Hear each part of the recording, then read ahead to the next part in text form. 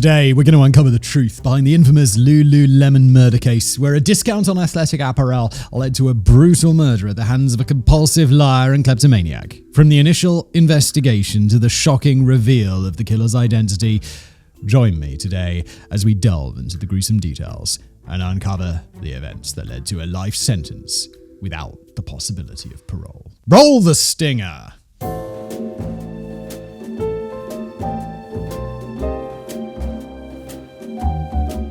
Hello everybody, with that, welcome to The Casual Criminalist. I, as always, am your host Simon. Welcome. I'm going to say one of my writers, Emma. Thank you, Emma has written me a script. We're going to go through it together. We're going to learn about this all together.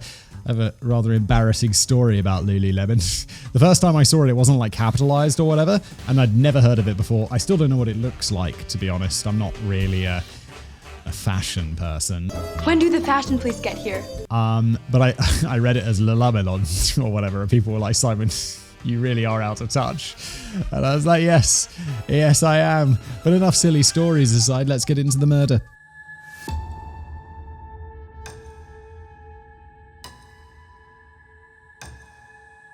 Culture is defined as the ideas, customs, and social behavior of a particular people or society. Good to know, thanks Emma. And what we wear often clearly indicates what culture we associate ourselves with. I associate myself with the blazer wearing culture and black turtleneck culture. Me and Steve. If you're watching this episode on YouTube, sorry podcast listeners, the lovely, gorgeous and charming Jen, who's the video editor, can show you an image of almost any form of traditional wear from anywhere in the world, and the chances are that you'd almost instantly know what country or culture it belongs to. Oh, Emma, you overestimate my knowledge of world cultures. Even like my cultures that I'm familiar with, you know, I'm not talking about like North Indian dress or whatever, you know, just like British, American from movies, European. I mean, I don't know. Is that guy French or Italian? Is that how the Italians are? I don't know. For most people, though, what we wear also indicates our level of income or adherence to current fashion trends, and yoga pants have become a fashion style in the last few years. Well, okay then, LuluLemon, I guess, make yoga pants. Oh, God. Yoga pants. In 2018, an article published by Bloomberg described the US as the nation of yoga pants, and you only have to spend a minute on social media platforms like TikTok to see the truth of that statement. The company that is credited with introducing yoga pants to the world is a Canadian athletic apparel retailer called LuluLemon. Oh, are they the originators of yoga pants? Well, there we go. According to journalist Peter Ross Range's book, Murder in the Yoga Store, LuluLemon offered its employees free yoga classes on Saturday mornings and gave them free passes to fitness clubs and encouraged them to wear LuluLemon clothing to work and offering them discounts on the products they sold, essentially turning their employees into walking, talking advertisements for the store. That makes perfect sense. Why wouldn't you do that? I mean, I get the feeling, though, this is one of those cases. Didn't Abercrombie and Fitch get in trouble for this? Because they were like... Guys, it seems that you only hire extremely good-looking people, and that feels like some sort of discrimination. I'm not sure how it's discrimination, because obviously if you go into a clothing store and the people there are all super handsome, it's not like you see an advert for like clothing and the dude's like, you know, a bit fat and ugly. Because then I'll just be like, well, you know, even though it's not true, those clothes are going to make me look fat and ugly. I mean... Like, you know what I mean, right? If I see a super good looking dude in clothes, I'm going to be like, I'm going to buy those clothes because they'll look as good looking as that guy. It's obviously also not true, but it's that association we have in our mind. So is it unreasonable for clothing stores to be like, well, we only want people to sell the clothes who look good in the clothes? Is that is that discrimination? I don't know.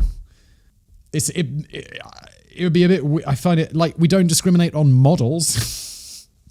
It's like, do you want to be I couldn't be a model. I'm not good looking enough. I'm fine with that. That's okay. I have no expectation of that.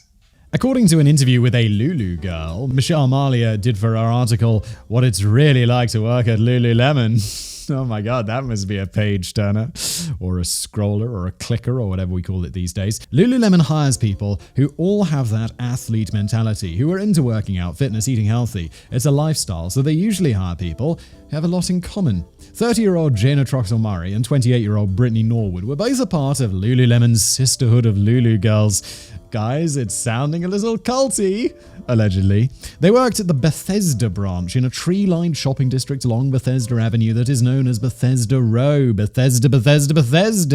What? Because the store had an all-female staff, company policy was that at least 3 people had to work the closing shift, but on the 11th of March 2011, they were short-staffed, so Jaina and Brittany were working the closing shift from 3 p.m. to 9 p.m. on their own. The store wasn't particularly busy that evening, but the Apple store next door had been buzzing all day since Apple had just launched the iPad 2. Which feels so dated now. I mean, this one's like a few years old. It's beginning to feel dated. The iPad 2, they were around for a long time, I think. Apple even sold them for a long time. You could see the pixels. Are we savages? Who wants to see pixels? By 9 p.m, the crowds that had queued down the block that afternoon had dissipated and Bethesda Row was mostly deserted by the time the 2 girls closed shop. As part of the leadership team, Jaina was responsible for cashing up, while Brittany, one of the newest hires, ensured that the displays were neat and in order. Then they met up in one of the back rooms where the store employees stored their belongings, and as part of the store's closing procedures, the 2 girls checked each other's bags. Okay, yeah, what if they're like, shall we just steal together? Which doesn't seem impossible. Since LuluLemon employees are encouraged to purchase clothing at the store, it isn't unusual for them to have LuluLemon merchandise in their bags. Usually the price tags would have been cut off and the girls just have to present their slips as proof that they'd purchased the clothing that day, but that evening Brittany didn't have a slip to prove that she'd bought the pair of yoga pants that Jaina came across in her bag. I mean, that sounds like a mistake, because if you know at the end of the day someone's going to search your bag for stolen shit, you don't steal and put it in the bag, do you? You like stuff it down your pants or whatever, like a good criminal. That sounds like she just must have made a mistake. Either that or... No, it just seems like a mistake. You'd have to be really dim not to steal when you know you're going to be checked, right?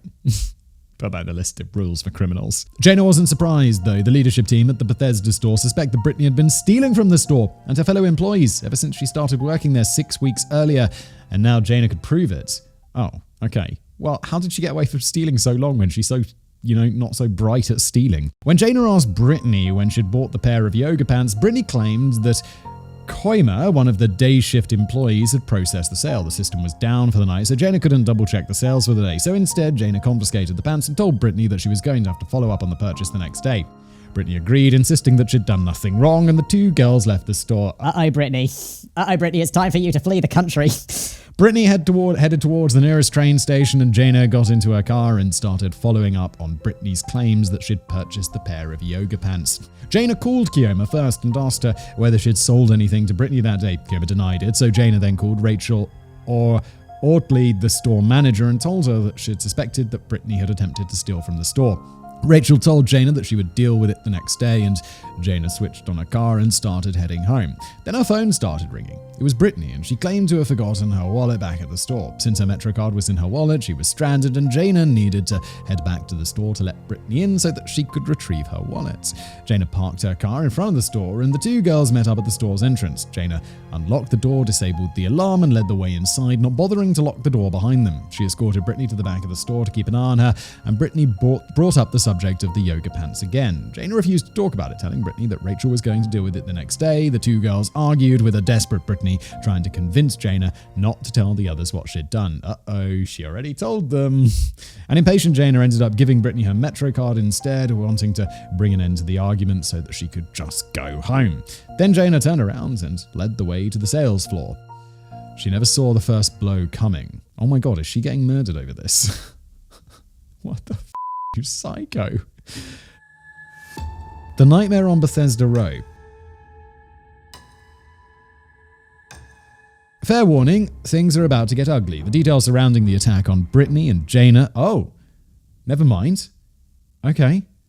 I just assumed that... It's a bit savage, isn't it? That she killed her over the yoga pants. Okay, so something more is happening. That would make sense. The details surrounding the attack on Brittany and Jaina are crucial to this case, so bear with me. Rachel realized that something was wrong when she arrived at the store at 8 a.m. the next morning. The store was unlocked, and when Rachel stepped inside, she noticed that mannequins had been knocked over, clothes were strewn over wooden floors, a flat-screen TV that they used for marketing purposes had crashed to the ground, and the floor was covered in bloody footprints. And then she heard someone moaning in pain at the back of the store. In a panic, Rachel called 911, and soon police officers from the Montgomery County Police arrived on the scene. Jana's body was discovered in the rear hallway that was used as a storage area. She was lying face down, her body facing the rear exit door, and she was covered in blood. The toolbox had fallen off the storage shelves and onto her body at one point during the attack, and its bloody contents were scattered all around her. The crotch of her yoga pants had been cut open, exposing her, and based on the piece of clothing around her neck, she had been strangled. The police found an unconscious Brittany lying in a pool of blood in the staff bathroom. Her hands and ankles had been tied with zip ties. The crotch of her black yoga pants had also been cut open, and she lay stretched out on her back with her arms above her head. The paramedics weren't sure just how severely she had been injured, so Brittany was rushed to a nearby hospital. There, the hospital staff reported that Brittany had a deep cut on her forehead, various parallel cuts on her stomach, back, arms and legs, fine cuts all over her body, a cut between her one thumb and forefinger, and she also was tested for possible sexual assault. Veteran detective Dina Mackey went to interview Brittany at the hospital. She specialized in homicide and sex crimes, and even she was shocked at the sadistic nature of the attack on the two girls. According to Brittany, she had followed Jana out of the back room the previous night, and they'd made it to the middle of the sales floor when two men dressed in black attacked them. One of them hit Jana on the back of the head, while the other attacked Brittany. To quote, "He had me by the hair, told me if I said another word, he would slit my throat." The men dragged Brittany by her hair to the staff bathroom, then proceeded to cut her all over her body, insulting her with every cut, calling her a dirty and a dirty N-word. The quote continues, "I was still trying to fight him and tried to get up, and he hit me across the head. I just fell back and hit my head on the ground, and he pushed me back. He had a knife of some kind. He told me if I didn't shut up and stop moving, he'd make sure I'd never have kids, and it was cutting down my stomach. He said something along the lines of being with a dirty N-word. I've never been with one of these. And he was cutting my pants, and he was going to rape me." Jesus Christ, he did say it was going to get dark, but bloody hell. The man then cut the crotch of Brittany's leggings open and proceeded to rape Brittany, but the initial assault didn't last long. Instead, he took out one of the wooden clothes hangers that they used in the store and used it to continue to assault her, while Jana's screams sounded from further down the hallway. All the while, Brittany could hear people talking and cheering in the adjacent Apple store, but none of them could come to her aid. Quoting again, "Jana kept yelling and fighting, and he just kept hitting her. I think he dragged her to the other bathroom, and she was still trying to fight with him, but then I heard something break. He was just repeatedly hitting her, and he was screaming and yelling, and I couldn't do anything. I don't know if she was able to stand up. I don't know if she was on her knees or what. He was dragging her by the hair." Brittany was taken to the front of the store, where her attacker demanded that she should open the cash registers and the safe for him. That was when she saw the first attacker drag Jana back into the hallway, where he continued to assault her. Jana's screams echoed down the hallway until they grew weaker and eventually just faded into nothing. At one point, Brittany tried to go and help Jana. She made it to the rear hallway and noticed all the blood, but her attacker caught up with her and dragged her back to the bathroom by her hair before tying her hands and feet together with cable ties and leaving her crying and alone in the bathroom. Eventually, she blacked out, only coming to when the police arrived on the scene. Quoting again, "There was so much blood. I remember trying to help her. I tried to help Jana. She was bleeding so much." But despite the blood, despite Jana's fading cries, Brittany didn't seem to realize that Jana hadn't survived the attack. She reportedly kept asking Detective Mackey, "Can you tell me how my friend is doing?" But Detective Mackey didn't have the heart to tell the sobbing girl that Jana was dead, and she dodged the question by saying that she hadn't yet been to see Jana. When asked to describe her attackers, Brittany said that one of them was quite tall, easily over 6 feet, while the other one was barely taller than her. They were of medium build and wore black clothes. Her attacker had been behind her most of the time, and they both had masks covering their faces, so she couldn't describe what they looked like, but based on the voices, she guessed that they were both white. The news of their attack spread quickly, with Washington Post reporting that both victims had been sexually assaulted and one of them had been killed. Police spokesman Captain Paul Stark said that, quote, "We do believe robbery was part of the motive here, but we haven't been able to clarify what was taken. We can't rule out that the crime was random, but the suspects were clearly prepared to do something. They had gloves and masks with them. Whether they had planned to rob the store or planned to commit some other type of crime, we do not know." I mean, there's got to be like cameras and stuff and evidence they're left behind. I think like masks and gloves, but this is a violent crime. There's going to be like trace evidence and stuff. And this is in a city, right? So even if they're wearing masks, and this is relatively, what was it, 2011? So yeah, I mean, there was lots of CCTV around in 2011. It's only 12 years ago. So surely they could trace them to wherever they put the masks on, like down the street. There's going to be a lot of clues to go on here, guys. For many, this was a nightmare come to life, and the businesses surrounding the LuluLemon store implemented many measures to protect their staff, going so far as to shorten their business hours and hire additional security until such a time as the two men who'd attacked Brittany and Jana were caught. The local real estate agency offered a $10,000 reward for any information that could lead to an arrest, resulting in locals calling clothing stores in the area to ask whether they'd sold face masks to anyone in the days leading up to the attack. Soon, a real-life version of Chinese Whispers turned two men wearing black masks into two black men wearing masks, and every black man who walked down Bethesda Avenue became a suspect to the people working there. Ah, good old racism. Of course. The footprints never left the store. Detectives Jim Drury and Dmitry Rubin were assigned to the case, and when they walked into the Bethesda branch of LuluLemon that Saturday morning, the store's glass windows had already been covered by brown paper and yellow police tape, keeping the gawkers at bay, and Bethesda Avenue was still crawling with journalists. But the inside of the store looked like something out of a horror film. Assistant State Attorney Mary Beth Aries would later say, "They had this weird, dim overhead lighting. The store was quiet. There were mannequins and racks of clothes, and it was almost like in a movie, like someone could jump out from anywhere. It was really creepy." Oh, is this one of those stores? These are not... It's like Abercrombie. I've never been to a LuluLemon, but I have been to an Abercrombie & Fitch. And it's like, it smells too much. It's too dark. Why does it have to be like this? I need to be able to see the clothes. Come on. I don't want it to be like a nightclub. For the two detectives, however, it looked like an episode of CSI Come to Life. Quote, "Everything was there, right where Brittany had said it was. The floor was covered in bloody footprints of varying sizes, receipts were strewn all over, the cash register had been left open, and the safe had been emptied. In the bathroom where they'd found Brittany, they found the box cutters that had been used to cut her, the wooden hanger that she'd been assaulted with, and the bloodied shards of a vase that she'd been lying on for hours before the police found her. In the rear hallway, they found clumps of Jana's hair on the floor. The whole area was covered in blood, the floor, the walls, the ceiling. The police found the box of zip ties that had been used to tie Brittany up on the storage shelves and collected all the tools that had fallen out of the toolbox. The majority of them were covered in blood, and bloody piping was also recovered and added to the mounting pile of evidence that needed to be sought through. Jesus Christ, guys, overkill much? What they didn't have was video surveillance. LuluLemon didn't have security cameras installed. Guys, it's 2011, get your together. Why wouldn't you have security cameras? You're a store that sells presumably expensive.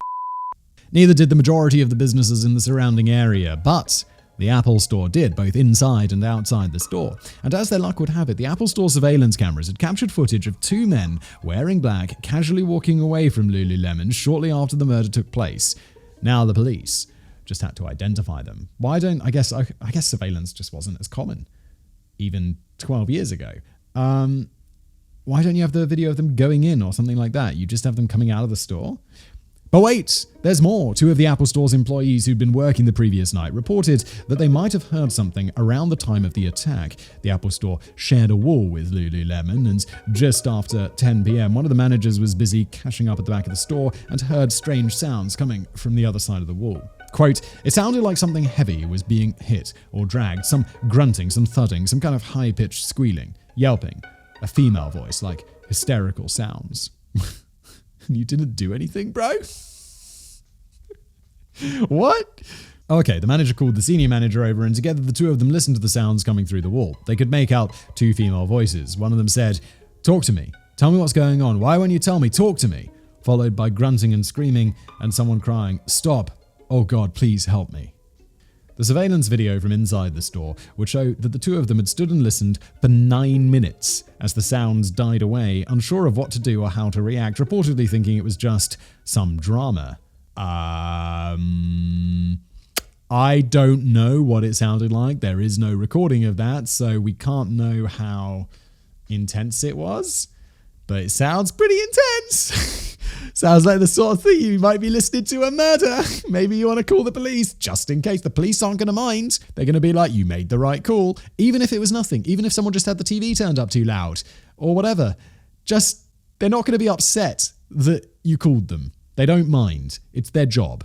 They thought that they shouldn't interfere, but someone else reported that they'd seen someone suspicious outside of LuluLemon the night of the attack. A local homeless man had been hanging around outside LuluLemon for most of the afternoon, and at one point, he was seen talking to two men dressed in black. Hoping that they'd finally track down their suspects, the police went looking for the homeless man and found him that Sunday night in the same hospital where Brittany was being treated. The clothes it arrived in were covered in blood, and the police confiscated them to have them tested.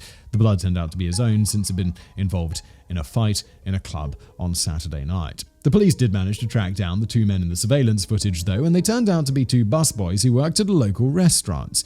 They'd been heading home after their shift, and it didn't take the police long to realize they had nothing to do with the murder. So, once again, the police were without a suspect, but the forensics reports were starting to come in, and they were poking holes in Brittany's story. There's more to this again. Wait, did Brittany actually do this? Because at the beginning I was like, nah, it wouldn't be her. It was just over the pants. But is that where this is going to go? Is this story ringing bells in my mind now that maybe that is the case, that she actually did murder a colleague? First, there was the autopsy report. Jana had sustained hundreds of injuries, 232 blunt force but she was tied up and stuff. She was zip-tied to a wall. How do you zip-tie yourself to a wall? Or a rack or whatever it was. 232 blunt force injuries and 99 sharp force injuries. That's mental. She had over 100 wounds to her head and face. She had also been strangled, and her legs were bruised, as if she'd been kicked. The majority of her wounds were defensive, showing that she'd fought for her life. The killing blow was a stab wound at the back of her head, where she'd been hit with a metal peg. In total, there were 331 identifiable wounds on her body, and she'd been alive when every single one of them was made. When compared to the few scratches that Brittany had on her body, it seemed like overkill. What also bothered the police was the fact that the weapons that had been used on the girls came from the store. Surely if you were planning on robbing someone, you'd bring your own weapons. Then there were the rape kits. The cuts to Jana and Brittany's yoga pants indicated that they might have been sexually assaulted, but neither of them were. Brittany had claimed she'd been assaulted with a wooden clothes hanger, but the nurse who examined her noted that her genitals weren't tender or swollen or damaged in any way. Brittany's clothes were also covered in blood, and when the results came back, it turned out that the blood belonged to both Jana and Brittany. Brittany, did you murder your boss? Holy sh**. And then there were the sneakers. You see, LuluLemon didn't sell sneakers, but the store had a pair of men's size 14 sneakers that their clients wore whenever alterations to their clothes had to be made. The police found the sneakers stashed away on a shelf in the store, and they matched on the sets of bloody footprints found perfectly. Their soles were clean, but the sneakers had drops of blood on their tops, bloodstains on the inside, and their laces were missing. You've tried to cover up a crime scene really badly. Everyone knows you burn the evidence. You don't wash it and hide it in a cupboard, hoping that the police won't search there. What, are you stupid? Furthermore, David McGill, one of the forensic specialists, had expected that there would be 4 sets of bloody footprints. After all, there were 4 people in the store during the attack, and yet he only found 2, the size 14 and a woman's size 7.5. He made note of other strange details as well. Whenever the shoe prints overlapped, the larger footprints were on top of the smaller ones. The footprints also circled all around the store in an odd kind of chicken dance, but they all led back to a sink in the back room before coming to a stop in front of a chair. This is like... So it feels like someone has tried to stage this crime scene, Brittany, and it looks good, but then as soon as an actual forensics expert looks at it, they'll just be like, well, no, that shouldn't be like that. That shouldn't be like that. That shouldn't be like that. And boom, you're done for. You're cooked. The only prints that moved all around the store were odd wiggly lines or slap marks that were made whenever a pair of bloody laces hit the ground as the person was walking. Not one set of footprints left the store at any point during the attack. And then they found Jana's car. According to Brittany's testimony, Jana had parked her car in front of the store when she returned it to LuluLemon that night, and yet her car wasn't there when the police arrived the next morning. A patrol car found Jana's 2-door Pontiac G5 3 blocks away in a parking lot next to a farmer's market, but according to Jana's friends, she never parked her car there. Forensics found blood on the car's stick shift, the driver's side door, and the steering wheel. They also found, oh my god, you've done the worst crime scene ever. Really? Really? You did think about this one? They found a black LuluLemon cap in the back of the car that had traces of blood on the headband. Forensics drubbed DNA profiles for all of the bloodstains, and they matched one person. 3 guesses who? Oh, I only need 1 guess. Thanks to forensics reports, Brittany Norwood had gone from fellow victim to murder suspect within the course of 2 days. Mega murder suspect. Red-handed. Holy shit. Detective Rubin later explained that it bothered us from the beginning that the footprints never left the store, but now in the context of Brittany being involved, it made sense. The footprints never left the store because the killer never left the store. Brittany killed Jana. I'm sure you figured out, or at least suspected, that she'd done it way back at the beginning of the script. Well, yeah, but then you led me down another path, which seemed totally legit at the beginning, and then it quickly fell apart. I mean, the masked men and stuff is just like... I had like an inkling, but it's also one of those things where it's like, what if she is actually a victim? And then you're like saying that she murdered her friends and it turns out that they were actually just murdered.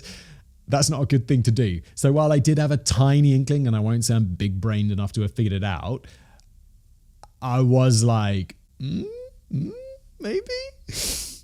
And yet the police didn't want to believe it at first. There are 2 passages from the book Murder in the Yoga Store that sum up the disbelief that the police felt when they were faced with the reality that Brittany had killed Jana. To quote, many people thought that the cops and investigators must have seen through her fabrication all along. Hindsight got a good ride with folks who were not working the case, who didn't walk into the crime scene and find all the pieces exactly as Brittany described them from a hospital bed. They had not seen the Apple Store video of the 2 men walking from the direction of LuluLemon. Yeah, I mean, hindsight's 2020. Give these guys a break. You don't think that a woman is going to expose her vagina, cut her breasts and her legs. It's just so pathological, the level of deception, that a cover-up is not what people are going to immediately think. No, of course not. This is totally reasonable. And then forensics comes back and you'd just be like, holy shit, okay, just like I was. That's the natural reaction. Stop thinking if from the future that you know everything, that you would have known everything in the present that you know in the future about the past. It's just not clever. Quote continues, as human beings, we want to believe it's the masked men. You don't want to believe it's the articulate, educated, attractive girl next door. Quote ends. Nothing about Brittany seemed to suggest that she'd be capable of murdering anyone in such a brutal way. She was from a large, close-knit family. When she still lived at home, she'd attended church every Sunday. She had done well in school and was a phenomenal soccer player, earning herself a scholarship at Stony Brook University in Long Island. But Brittany had a few quirks. She was a neat freak who always wanted to look her best. She had expensive tastes and liked eating at pricey restaurants. She was also a compulsive liar and a kleptomaniac. Not a good thing if you work in a store. According to the Washington Post, her old teammate at SBU said that Brittany was as nice as they come, really friendly, a leader on the team. But Megan Healy, one of her old teammates, also told reporters that other girls on the team told me things like, watch your locker, keep it locked. She's been known to steal things. And Liana Yast, an old friend of Brittany's, said, she was my best friend in college. We had a falling out because the girl was like a klepto. Whenever she was caught, however, Brittany would go on the defensive and claim to be a victim, that her teammates were picking on her because of her race. Her behavior cost her a scholarship before she could finish her degree, and Brittany would go on to take jobs that paid minimum wage. She'd also had a restraining order issued against her in 2008 after she'd reportedly started stalking an ex-boyfriend of hers. He claims that she had been abusive during their relationship and would often punch and push him during arguments. Once he started seeing someone else, though, Brittany broke into their apartment and stole his new girlfriend's belongings, and in May 2008 an arrest warrant was issued for her after she'd broken the terms of her restraining order, but it was never carried out. Of course, the leadership team at LuluLemon in Georgetown didn't know any of this when Brittany applied for a position as salesperson. Does a restraining order go on your criminal... Well, there's a warrant for arrest. That's going to go on your criminal record. Right? It's not... Wait, but she was never arrested. Why not? It was never carried out? Yeah, just like, nah. But is it getting arrested, or is it a warrant for your arrest that goes on your criminal record? I imagine it's both, right? They're not running a criminal record check when they hire someone? Actually, maybe they don't. I've worked at stores. No one ever asked for a criminal record background check. No, that's never happened. I don't think I've ever actually done one of those. But after a few weeks, her true colours started showing, and the leadership team at LuluLemon in Georgetown started to suspect that she'd been stealing from the cash registers. Eventually, she'd be fired after she'd taken advantage of a special staff shopping night. All of LuluLemon's employees were given $1,000 each just before Christmas and told to shop to their heart's content. And Shop Brittany did, racking up a bill of almost $2,000. They gave you $1,000 to spend in the store, and you're like, it's not enough. It's not enough. $1,000? I don't know how expensive LuluLemon is. How expensive is LuluLemon? LuluLemon. Is it even... Oh, you can buy it here. Okay, it's like... A women's jacket is what, 40? Okay, it's not that expensive. Unless, I don't know if... Oh, these are like the Google ads, so this might not actually be real. And it's also in Czech. Oh, okay, here's the official EU store. I can't believe I'm actually looking. I'm just curious. I'm curious how much $1,000 gets you at LuluLemon. Wow, there's a lot of very tight clothes on this website. Oh, okay, yeah. So it's like $100 for a pair of trousers. So it ain't like for yoga pants or whatever. So it certainly isn't cheap. It's not very attractive clothing. Is this in fashion? Do people wear... I mean, I know yoga pants are a thing, but I thought it was just... These kind of look weird. Anyway, $1,000 feels quite generous then. You could at least get like 7-8 pairs of clothing, right? After Britney was asked to leave the store, she vented to her friend Isla, telling her that, quote, she felt she was wrongfully fired. She thought she had the manager's permission to go over the limit. Britney appealed the decision to fire her and won. But of course, her relationship with the Georgetown store was broken, so she transferred to the LuluLemon in Bethesda instead. Oh wait, is that where the murder happened? In Bethesda? I think it was, because there was all those Bethesdas in the beginning. But the police didn't know any of this when they went to interview her the Monday after the attack. They found that Britney's family had flown down from Seattle to support her, and she was still visibly shaken from her ordeal. She also remembered a few details she hadn't told the police during her initial interview. In stops and starts, crying the entire time, Britney told the detectives that her attackers had laughed a lot during the attack, as if it was a game to them. When she tried to escape through the back door, one of the men had jerked her back and she'd fallen onto Jana's body, explaining why her clothes had been covered in both her and Jana's blood. Worse still, her attackers had gone through her wallet and warned her that they now knew where she lived. As a result, she was living in terror at the idea of them returning for her, and initially the detectives fell for her story. Quote, she was crying, she was shaking, it was hard listening to her. I'm thinking, I can't believe what she went through. God damn, she's putting on a good show. But as they drove back to police headquarters that night, Detective Rubin mentally picked through everything Britney had told him so far and realized that Britney's story didn't make sense. Her attackers sounded like the incarnation of pure evil. To quote again, if you're going to make up somebody evil, what are they going to do? They're going to rape, they're going to rob, they're going to kill, they're going to be a racist. It's like you're creating the most evil person in the world. Detective Rubin was quickly coming to the conclusion that Britney might be the killer. And he ran his theory past Detective Drury. At which point Drury was like, dude, me too, I just didn't want to say. No, to which he really replied, her story seems so exaggerated. Two really evil guys just doesn't make sense. But does one evil woman make sense? I'm beginning to think there weren't any masked men. I'm beginning to think Britney killed Jana. Now that Britney had stepped into the role of the killer, a lot of evidence started to make sense, like how all the weapons came from inside the store, like how the killer knew where to find the zip ties, something the police had to search for, the footprints that never left the store, the sneakers that had supposedly been left behind by the killers, the way Britney's body was posed when they found her, and the fact that nothing had kept her from getting up and calling for help the moment their attackers had left the store. Well, a couple of things there. One, didn't she say she blacked out, which I feel like if her story was true would be fair. Also, didn't they say she was tied up by zip ties? But I'm so convinced that she did it now that I'm like, she must have found a way to tie herself up. And then there were the cuts that had been made all over her body. Yeah, I'm like, they were shallow though. They were like these weak ass cuts compared to like the brutal attack on Jana. And I think she just did that because she didn't want to hurt herself too bad, just enough to make it look like she was attacked as well. There's too much of a discrepancy.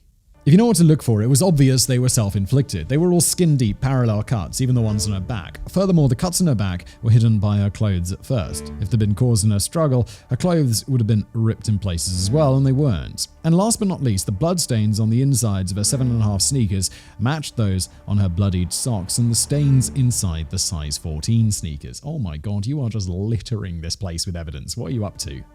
Now the police were gathering everything they needed to build a solid case against Britney Norwood, and just 3 days later she'd become a suspect in a murder investigation. Britney called the police headquarters to tell them that she'd remembered something else that they should know. Detective Drury and Detective Rubin were, to use one of my favourite idioms, as pleased as punch. They hadn't had a valid excuse to call Britney in for another interview, and here she'd just given them a reason to talk to her. Britney spent the first part of the interview spinning more lies, reminding them over and over that she was a victim, trying to explain away the traces of her blood that they'd found in Jana's car by saying that she'd been forced to move it. But eventually, Detective Drury crossed his arms, sat back in his chair, and said, "You should have got a lawyer."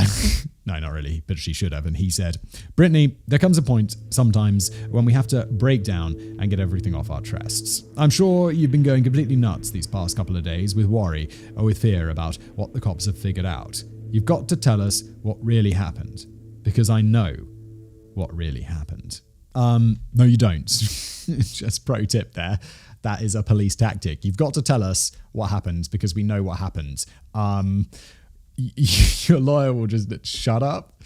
Don't say anything. Detective Drury and Reuven confronted Brittany with every fact of the case, with every theory they had regarding why she'd killed Jaina, trying their best to get her to admit that she'd murdered her, but Brittany denied everything. Smart. When he realised that they weren't going to break her, Detective Drury read Brittany Norwood her Miranda rights and arrested her on the spot for suspicion of first-degree murder. The evidence tells a story. Brittany might have had her own twisted version of what happened that Friday night, but the forensics evidence would give Jaina a voice of her own, and it painted a dark picture.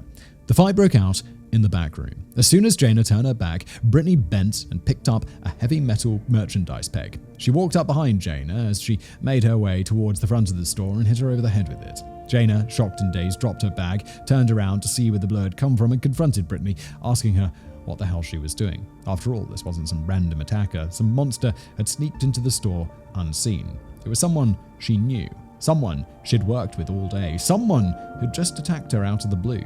Surely they could talk it out, resolve whatever issue Brittany had with her. We don't know what Brittany responded with, but Jaina was freaked out enough that she'd make a run for it. Jaina managed to reach the sales floor before Brittany caught up with her, grabbed onto her jacket and pulled her off balance.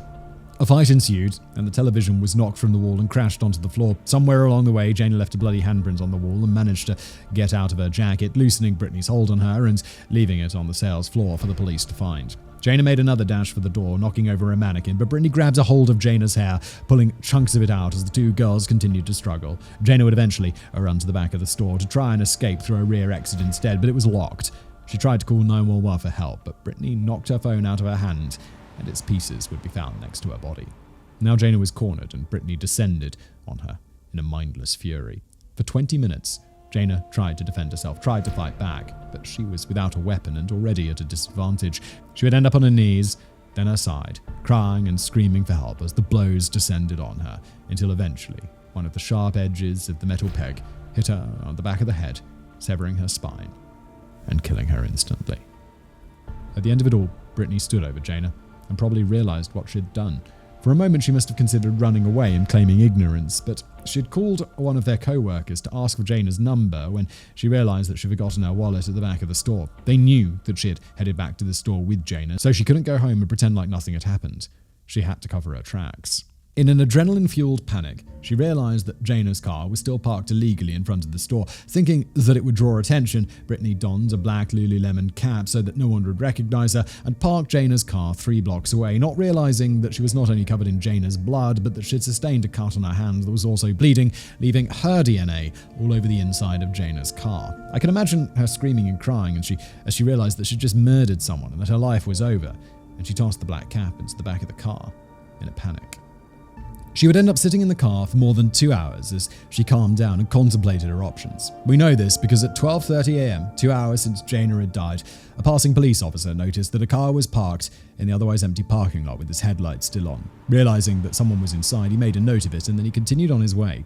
Eventually, Brittany would walk those 3 blocks back to the store, then stage it to look like a robbery had taken place. She noticed that she had tracked bloody footprints throughout the store, so she pulled on a pair of men's sneakers and added some more so that it looked like a man had been there as well. This stained the inside of the sneakers with the blood-soaked socks. She then washed the soles of the sneakers and placed them back on the shelf. Now she had to make herself look like a victim. She collected the zip ties from the storage shelf above Jaina's lifeless body and picked up a box cutter that had fallen out of the toolbox during their struggle. She staged the scene of her own attack in one of the bathrooms and used the box cutter to make shallow cuts all over her body. She then sat down on the floor, zip-tied her ankles together, and did the same to her hands, leaving a teeth mark on the zip ties. Oh, for some reason I had her pictured like her hands like behind her back or something, which I guess you could still zip tie together, but it's going to be tricky. She must have gone over her version of events multiple times as she lay there for hours, her arms stretched out above her head, waiting for someone to discover her, and the moment Rachel entered the store, it was Brittany's time to shine.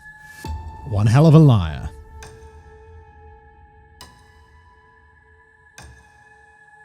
On the 18th of March 2011 at 1:54 p.m, Brittany Norwood was arrested for the savage murder of Jana Murray. Her arrest was a shock to everyone who'd been following the news regarding the LuluLemon murder, but ironically it was also a relief to those who'd been convinced that two monsters had intruded on their peaceful community, when in fact the reality was more sinister. Brittany would be held in the Montgomery County lockup for the next 7 months. The state prosecutors wanted the toughest possible sentence: life in prison without parole. Maryland doesn't have the death penalty, and they had their work cut out for them. According to Peter Range, the state prosecutors didn't feel that they could prove without any doubt that Brittany had been the one to kill Jana. The forensic evidence was only circumstantial, not concrete proof. Brittany's lawyer argued that Brittany had snapped and wanted to negotiate for either a plea deal and to stay in a state mental institution or second-degree murder. But the Morris second-degree murder. This is like if you just murdered your friends because she caught you stealing pants. This is murder. But the Murrays wanted Brittany to face the music, and they wanted to know exactly what had happened that Friday night. Jana's brother Dirk would say that the trial was my last opportunity to hear my sister speak. To say that Brittany Norwood's trial was hard on the Murray family would be an understatement, but it was just as hard on the Norwoods, who had to listen as their sister and daughter was described as a monster, a torturer, a mutilator. Both families would spend 6 days going through every detail of what happened that night and listen to the 25 witnesses that were called to testify. They had to look over 200 photos, some of which were the wounds that Jana had suffered during the attack. State Attorney John McCarthy would point to every one of the 8 weapons that had been used during the attack, and he told the jury, think about how long this took. Jana is alive through almost all of this. The last wounds are from the knives. This was not slow. This was not painless. Wait, did he mean this was not fast? Because it seems like it was slow.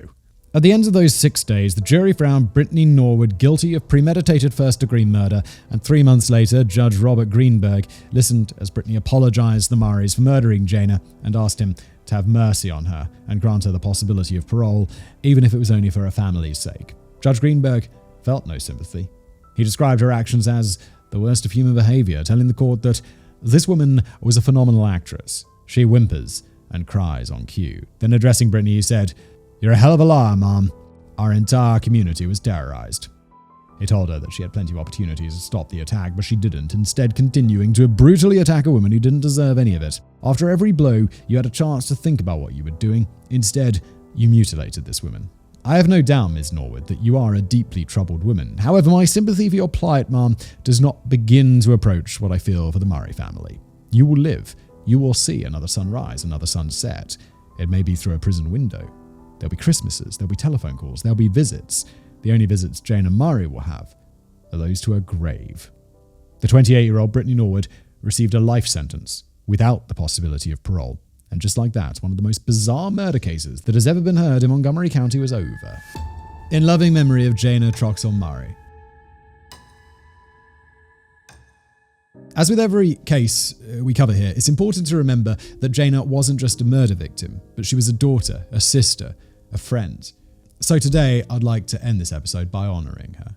Jana was born on the 22nd of November 1980, the youngest of 3 kids. By all accounts, she was outgoing, adventurous, loud, bubbly.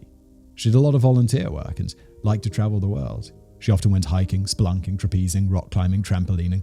She'd already been skydiving, so for her 30th birthday, she went bungee jumping, voluntarily leaping off a bridge into the 191-foot Columbia River Gorge in Oregon, and she uploaded the video to YouTube, calling it "Learning to Fly" on my 30th birthday. If she had any faults, it was her self-proclaimed lack of fashion sense and her love for junk television. Jana loved to dance, and even though she reportedly didn't have the right body for ballet, she was a natural tap dancer and performed all over the US alongside Samuel Glover, who was apparently a tap dancing sensation. Realizing that she didn't want to become a professional dancer, she studied at St. Louis University in Spain for 2 years before obtaining a degree in business and communications at George Washington University. She then worked at an oilfield services company for a while before enrolling at Johns Hopkins University to work towards earning 2 master's degrees in business administration and communications. Working at LuluLemon was a means to an end, since she admired what the company stood for and was using LuluLemon as a case study for her business administration classes. It could be said that she'd lived life to the full, taking every opportunity that she had been given and that she could be an inspiration to all of us. But she isn't done leaving a mark on the world.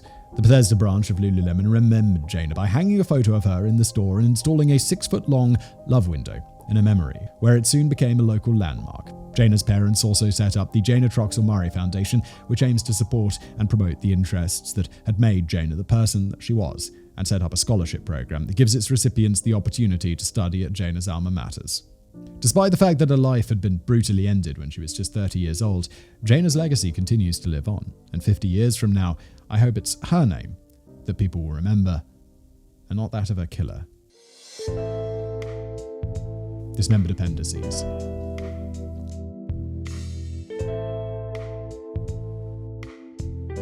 Number 1. Judge Greenberg made a point of criticising the Apple Store staff for not acting when they heard Jana's cries, voicing the Murray family's outrage at, quote, the callous indifference of the people who heard this crime happen and did not do a blessed thing to stop it. Number 2. In December 2017, the Bethesda branch of LuluLemon moved to new premises. The love window was removed and given to the Murray family and now hangs in Jana's brother's house. Number 3. Every year, the Jana Troxell Murray Foundation sells a Christmas ornament that is inspired by Jana in one way or another. The funds that they raise are then distributed among the many programs that they support. You can find them on Facebook, and donations are always welcome.